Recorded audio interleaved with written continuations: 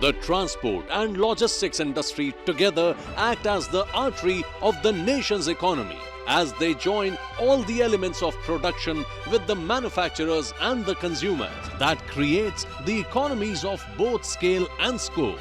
This sector provides enormous contribution to the national economy by generating employment, national income and foreign investment.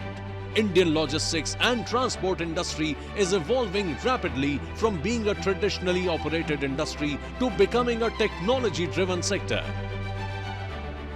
One company that is forging ahead to provide amalgamated logistics infrastructure and services in India by multi-modal supply chain solutions and cutting-edge technology is Adani Logistics Limited. Adani Logistics Limited is the most diversified end-to-end integrated logistics service provider by creating logistics infrastructure including multi-modal logistics parks, warehouse and industrial parks, grain silos and complete rail solutions for container, liquid, grain, bulk, break bulk and auto with presence across all major markets. Adani Logistics Limited is a wholly owned subsidiary of Adani Ports and Special Economic Zone Limited, APSEZ. APSEZ is India's largest transport utility encompassing a string of ports, logistics, dredging, SEZ and industrial estates. APSEZ owns and operates 13 strategically located ports and terminals along the Indian coastline, spread across 7 maritime states. APSEZ represents 24% of the country's port capacity, demonstrating its vision that when it comes to servicing core national needs, Adani Ports is prepared with scale, scope and speed.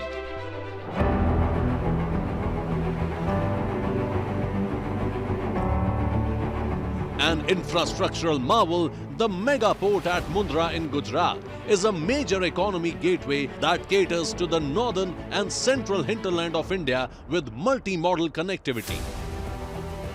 The deep draft, all-weather port is the largest port in India with state-of-the-art infrastructure which is completely mechanized and provides faster cargo evacuation with minimal turnaround time.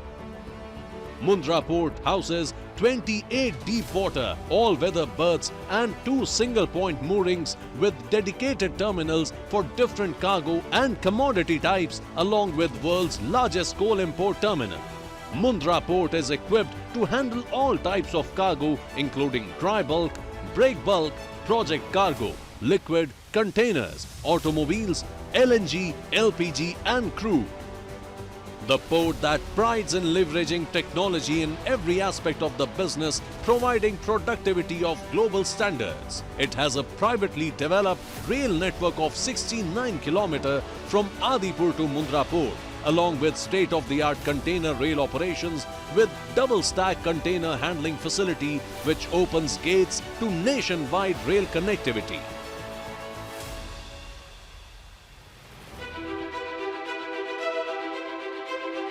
Adani Logistics Limited has developed and operates 6 multimodal logistics parks spread across more than 450 acres of land at key demand centers across India and has a rapidly expanding network footprint with 3 multimodal logistic parks under construction. With a capacity to handle more than 5 lakh TEUs, these multi-modal logistic parks connect the gateway ports with the vast hinterland of the country, serving the export-import trade by providing storage solutions for containers, bulk, break bulk cargo and automobiles along with services related to stuffing and destuffing, cargo aggregation, custom clearance, warehousing, road transportation and value-added services like sorting, labeling, packing, etc. The multi-modal logistic parks at Patli, Haryana is Adani Logistics flagship terminal. Adani Logistics Limited also operates 75 freight trains, out of which 42 are container trains, 23 are bulk trains, 7 agri trains and 3 auto trains. Adani Logistics Limited also provides road logistics solutions through deployment of dedicated trucks and trailers for faster turnaround of cargo through efficient first mile and last mile solutions. Adani Logistics operates a fleet of 300 plus trucks and growing. The company delivers true integrated logistics solutions by combining its assets and experience. A case in point is the integrated solutions offered by Adani Logistics to the auto sector. Adani Logistics Limited, through its operations at Mundra Port and multi-modal logistics park at Patli, strengthened the auto sector's supply chain from raw material to finished goods. Cold rolled steel coils are imported and custom cleared at Mundra Port, from where they are transported on Adani owned rakes to Patli Logistics Park, where they are stored in dedicated coil warehouses built as per the customer's requirements. Finished products like cars are brought to Patli Logistics Park from the customer's plant and stored in auto yard, from where they are transported onwards on Adani trains.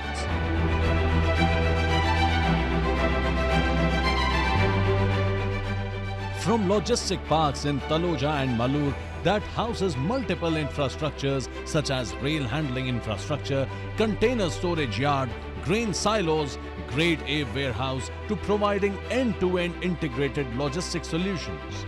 Adani Logistics is connecting the dots from places of production to points of consumption efficiently, effectively and economically. Adani Logistics is also propelling the growth of the infrastructure sector through its bulk cargo rail logistics solutions. A prime example of this infrastructure-backed solution is the induction of high-capacity bulk freight trains at Dhamra Port. Dhamra is an all-weather, multi-user, multi-cargo port situated between Haldia and Paradeep in the east coast of India. With its close proximity to the mineral belt of Odisha, Jharkhand and West Bengal, this port plays a significant role in the movement of coal, limestone and iron ore, taking imported cargo to hinterland plants and cargo from mines or production centers to coastal or export destinations.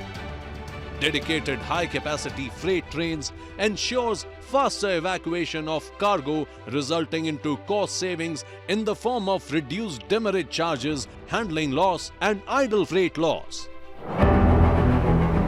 With India's first integrated bulk handling, storage and transportation for food grains, it is altering the future of food security in India. Adani Logistics relies on its scale to bring about this goodness. With 1.175 million metric tons silo capacity and 20 storage infrastructure facilities, Adani Agri Logistics is connecting major food grain producing states like Punjab, Haryana and Madhya Pradesh with major consumption centers located in Karnataka, Tamil Nadu, Maharashtra, West Bengal and Gujarat through its pan-India network of procurement and distribution silos. Adani Agri Logistics is a pioneer in providing end-to-end bulk supply chain solution to Food Corporation of India along with various state governments. To shed more light on the vision of Adani Logistics Limited and Adani Ports and SEZ, we are in conversation with the Chief Executive Officer of APSEZ, Mr. Karan Adani.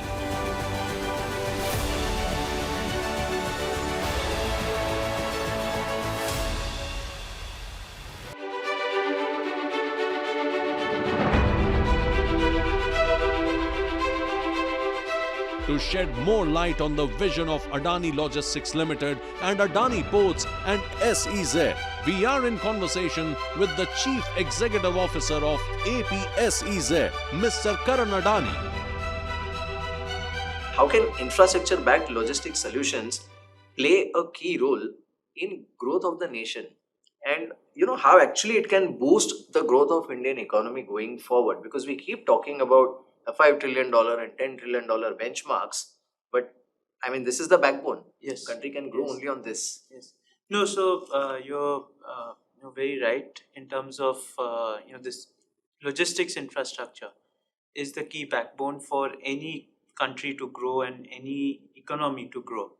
And if you look at any aspect of the economy, whether it's agriculture, whether it's services, whether it is even manufacturing, logistics infrastructure becomes a key ingredient to make sure that you're competitive at a global level.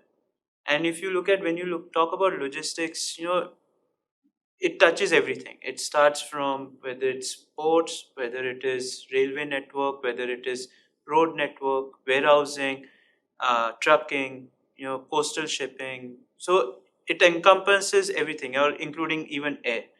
And today for India, if you ask me, we are at a situation where we need to plan ahead.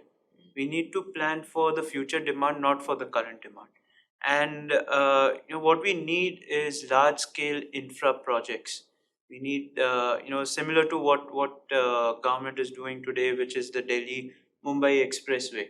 Now you need more expressways like that. You need more large ports. You need multiple airports for a city. For a city like Bombay, Delhi, Calcutta, the large metros, you can't have just one airport. You need to have multiple airports. And the minute you are able, your supply is more than your demand, your cost comes down. Your cost comes down, your logistics cost comes down. Because of that, efficiency comes in. Today, people talk about that India's logistics cost is 13% of GDP. I think as one, just by solving infrastructure, just by having large infrastructure, you can bring that cost down to maybe 8-9%. But then the next level of optimization, or next level of technology, or those things which will help us take it further down. I think eventually what you will see is whether it's our production crops. Today people, generally when you look at food wastage, almost 40 to 50% of our crop doesn't come to the table because it is not stored correctly.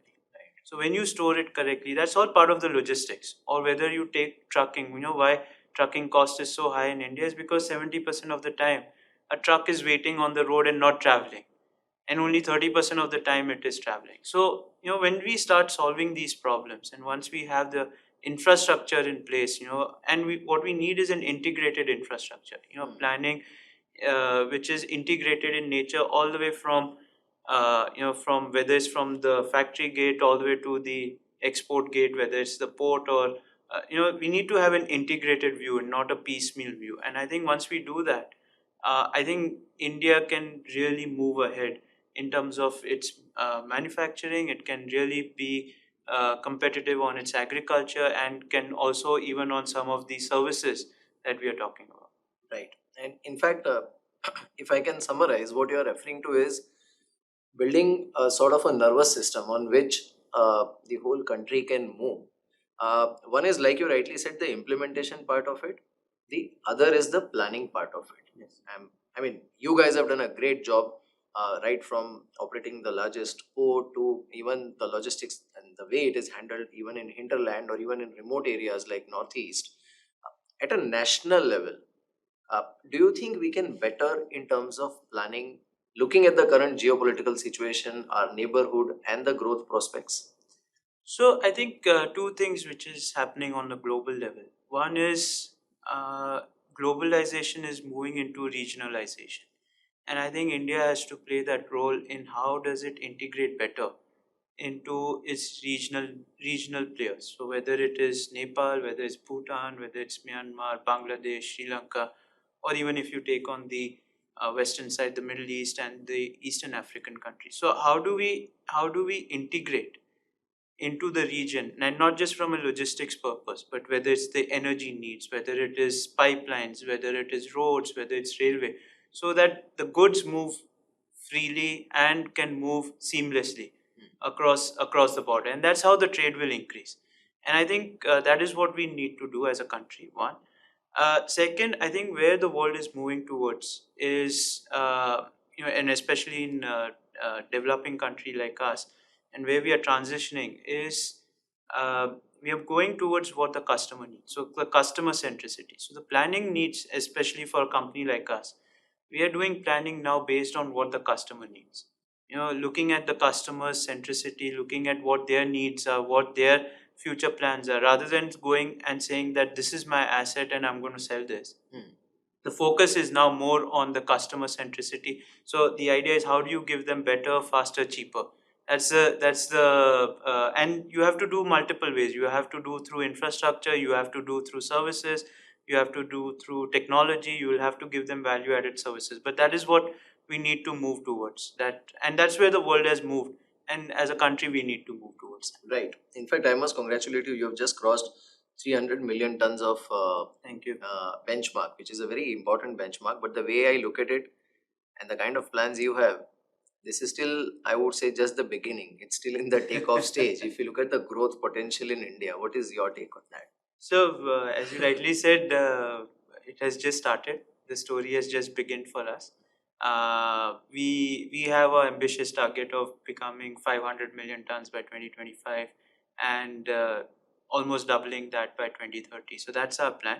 But more than anything, I think what is important is that where we are moving towards is that, apart from the benchmark of the volume, how do we do it in a more sustainable, more climate, in a more sustainable way, and in a more uh, efficient way or climate sensitive way. So a lot of focus is on green initiatives. How do we run it in a more carbon neutral way, and make sure that whatever footprint that we are growing and whatever footprint that we have, eventually by 2025, how do we reach being a carbon neutral company as well? In fact, that was my next question, that how technology and this whole EV transformation that is happening globally, how does it affect the overall supply chain ecosystem in the country? And I mean, what is your plan or APSEZ or the overall logistics business for you? How is that in sync with this new revolution? So I think there are two things on technology front, where India has been today and where we are as a group are, is basically we have been able to create a sort of a seamless view from looking at from a customer point of view. So we've been able to connect our ports, our ICDs, our rail network, and our trucking solution, and been able to give a seamless view to our customers. And through that, and then obviously with a lot of data capturing, we've been able to optimize and been able to create more efficiency. I think where we need to move as a next stage is, how do we start developing new technologies within. So how do we move toward robotics? How do we move towards unmanned port operations and unmanned EV operations? So I think that is the next stage that we would look at. And if you see, EV is going to be a sort of a big disruptor in our view, and it is also going to be helping India, especially in the whole transition of how do you make it more sustainable. Second, how do you reduce the cost?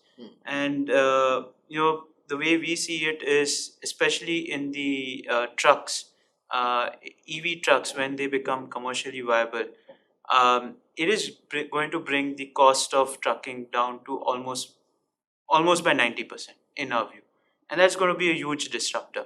And so we are anticipating it, and we want to be ahead of the curve, and we are looking at how do we start piloting, and how do we start moving in that direction. I think the second part of that disruption is also going to be because there is a pressure on climate change, and each and every company is forced to look at how their supply chain is going to be more more from a carbon emission point of view at the lowest level. So there is another push from a demand side also to make this viable. Mundra obviously is India's busiest port, and the amount of cargo it handles. One is obviously what sets Mundra port apart from, let's say, rest of the ports that we have in the country, and second is how it is likely to evolve, because it's technically today India's gateway to Yes. the world. Mundra Port, when you look at the size and scale, it is roughly 40 kilometers of waterfront. It is 40,000 acres of land, along with the port, which is again used for port-led development. And if you look at the history of Mundra Port, we started with building infrastructure Yeah. ahead of time. Then we moved into having operational excellence. So once infrastructure was done and developed, and that was no more the USP, we moved into the whole operational excellence. So that we focused on that. We have to do it. We have to set the benchmark not just from an India point of view, but from a global standard when it comes to operational excellence. And now we are moving into a sort of a port-led development. So the next phase of Mundra's growth is going to come from how it is going to attract industries and become a sort of an industrial town for setting up manufacturing, not just for today's industries but for the new age industry. So we are targeting renewable setup, we are targeting petrochemical setup, we are targeting lot of metal setup. So basically, a lot of metals which are required for the future, like copper, aluminum. So we are looking to set up that. So basically, it becomes an ecosystem for the future for the country with the sort of transition that the country is going through. So whether it's hydrogen, whether it's renewable, or whether it's the metals which will be required. So that's the sort of a transition, and it's purely going to be driven by industrialization in the port. State-of-the-art technology-driven infrastructure, coupled with high level of automation, customized warehousing solutions, fully mechanized cargo handling systems, robust network of multi-modal terminals, and with intense focus on time management, Adani Logistics is all set to bridge the gap between port's gate to customer's gate. What are the future thrust areas or growth areas? What are the future plans that you have in mind? So if you see, APSEZ in the last 10 years, we've been able to cover the coast of India when it comes to ports. When I joined in 2009, we had one port, and today we have 13 ports. And we've covered predominantly the whole coast of India, apart from two states, which is West Bengal and Karnataka. And we are covering 90% of India's hinterland. And I think the same replica we want to do now when we look at inland point of view. So build railway networks, build ICDs, run trains, whether it is for containers or whether it is for bulk material. Do warehousing. So we have a large warehousing plan. We are targeting to have 50 million square feet of warehousing by 2025. And that is predominantly for e-commerce as well as manufacturing, light manufacturing. And then obviously do the trucking part, EV trucking, to give the last mile connectivity to the customer. And then obviously link all of that with technology, as we mentioned earlier, and higher technology in terms of looking at machine learning, looking at artificial intelligence, so that planning becomes seamless. And the whole concept for the growth of APSEZ is that you put customer in center and then develop infrastructure around it. Adani Logistics has become a harbinger of economic development, progress and prosperity, and is taking India to new heights of success. Adani Logistics, the nerves of the nation, connecting and simplifying supply chain.